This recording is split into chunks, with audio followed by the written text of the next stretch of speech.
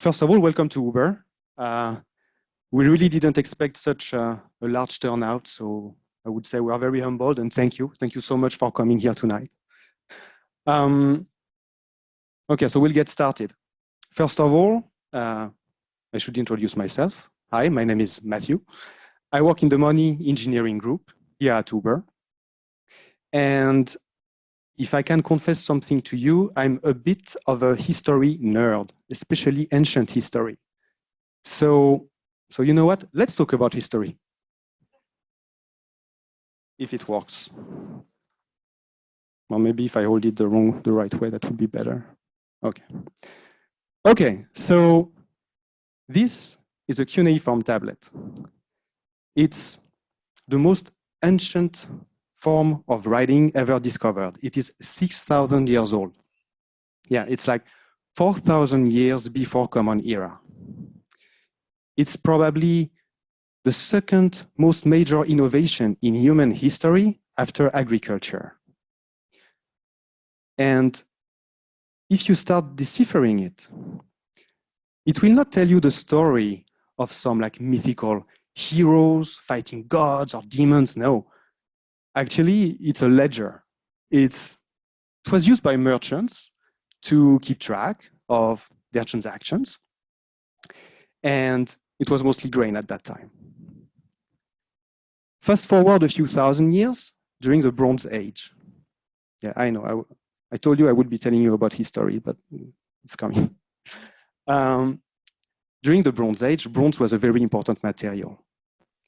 In order to make bronze, you need a very special and rare ingredient, which is tin.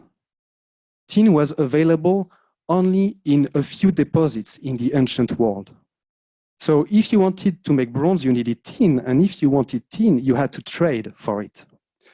So this led to the creation of trade routes that created overall the very first globalized economy in the ancient world. Through these trade routes, not only tin was exchanged, but also manufactured goods like pottery, like textiles, weapons, but overall, it helped these civilizations to thrive and to reach unprecedented levels. Probably the most well-known trade route is the Silk Road, here on the left. For centuries, the Silk Road has connected different cultures and civilizations. And through trade, not only goods were exchanged, but ideas like arts, books, religion as well. And even today, China, with its massive infrastructure project called Belt and Road, here on the right, is actually recreating the exact same trade route. So we can see a pattern if we take a step back. First, there is a need for trade. With that need, it fosters technological innovations. And this technological innovation, following trade routes, then expands and reaches out to the entire world.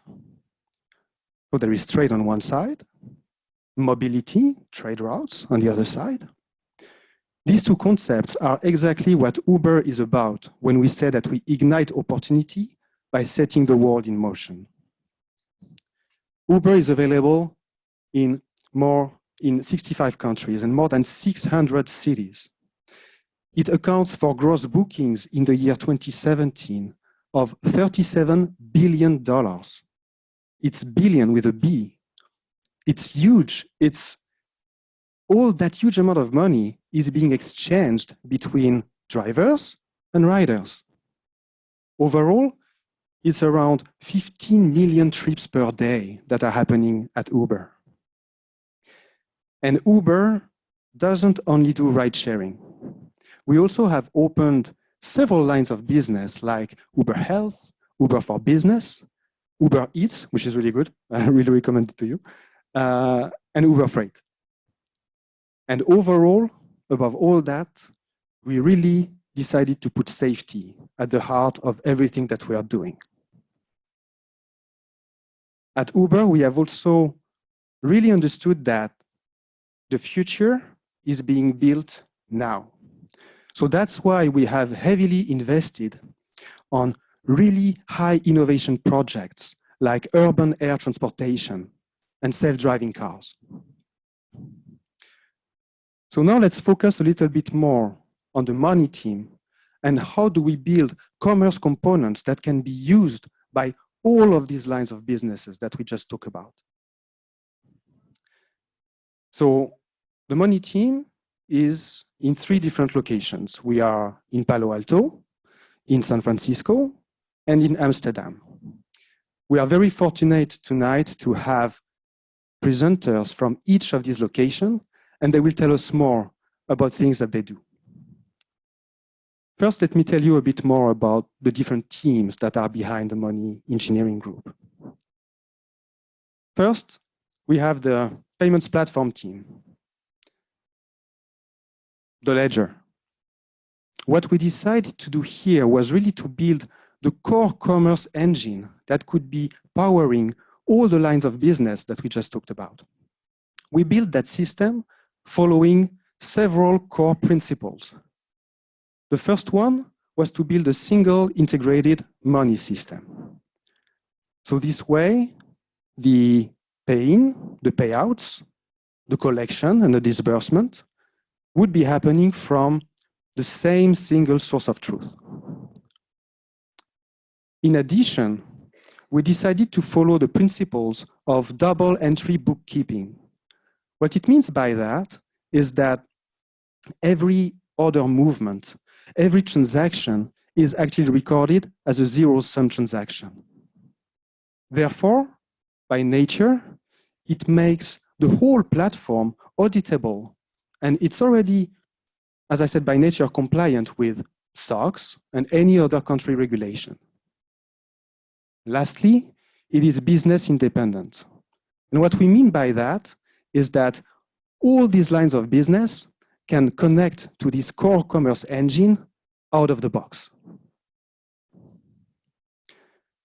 Then we have the payments onboarding platform, which is focused on storing the payment details that you give to Uber. At Uber, we understood that in order to be successful, we should not only integrate the most popular payment types, like credit cards or bank accounts, that the key to success is also to understand the payments landscape of each of the countries where we are operating. Many of them have local payment types that are unique and very often the preferred payment type.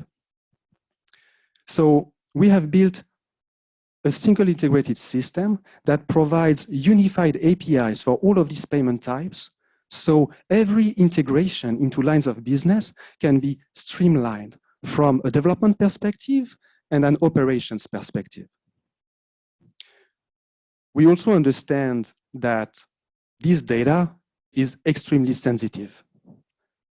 It's your payments information. So we have, by nature, by design, integrated in the system, some compliance feature and obviously security as well.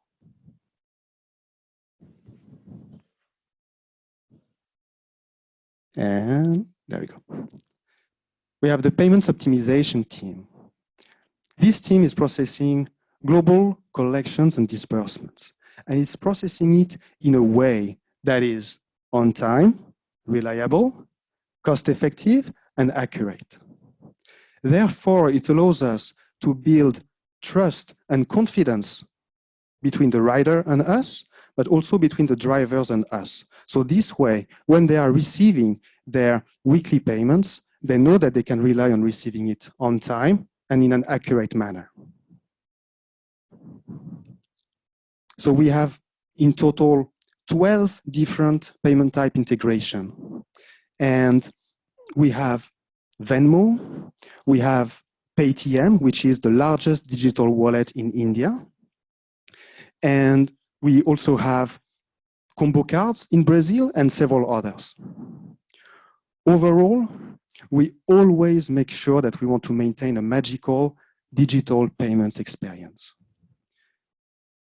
What we mean is that if anything goes wrong during your payments experience, it's most of the time when users want to take a ride. So providing the right calls to action when users need to update an expired card or anything of that sort is critical for the user to recover quickly and being able to take its ride.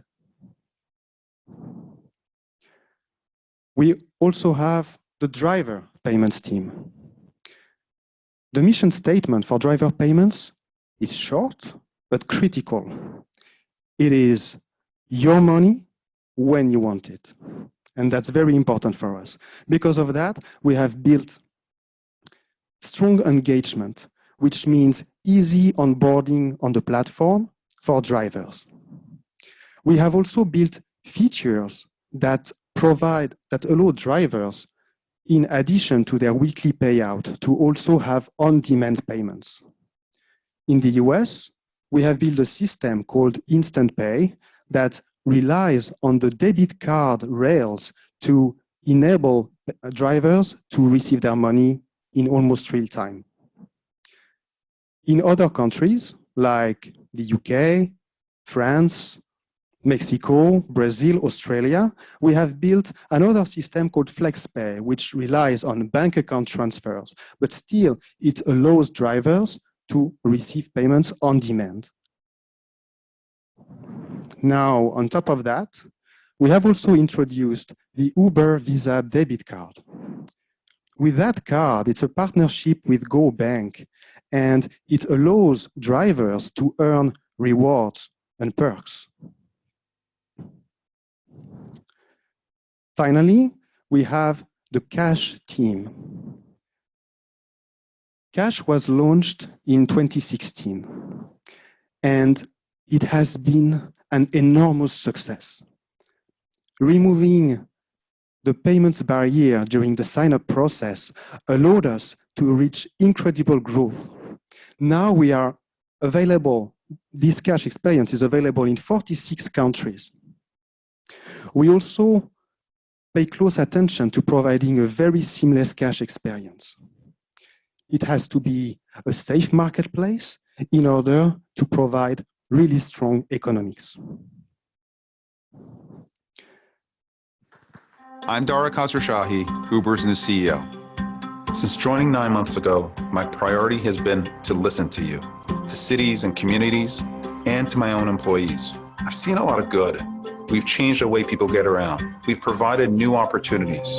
But moving forward, it's time to move in a new direction. And I want you to know just how excited I am to write Uber's next chapter with you. One of our core values as a company is to always do the right thing. And if there are times when we fall short, we commit to being open, taking responsibility for the problem, and fixing it.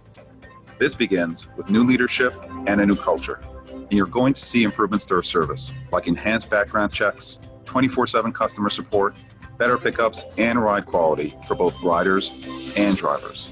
And you've got my word that we're charting an even better road for Uber and for those that rely on us every day.